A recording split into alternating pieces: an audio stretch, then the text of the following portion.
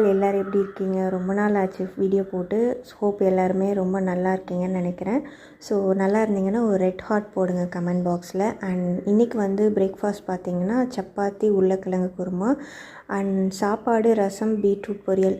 இப்போல்லாம் வந்து அவங்க லஞ்ச் எடுத்துகிட்டு போகிறனால எனக்கு வேலை வந்து சீக்கிரமாகவும் முடியுது. 11 o'clockே வந்து எல்லா வேலையுமே நான் முடிச்சிடுறேன், குக்கிங் வேலை வந்து.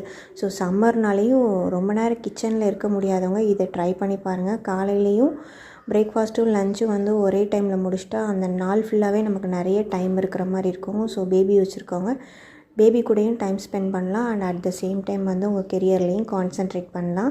அண்ட் பாப்பாவுக்கு ஸ்நாக்ஸுக்கு பார்த்திங்கன்னா ஸ்வீட் பொட்டேட்டோ வந்து பண்ணியிருந்தேன். இந்த 2 ஐஷேடோ பேலட் வந்து நைக்காலேருந்து ஆர்டர் பண்ணியிருந்தேன்.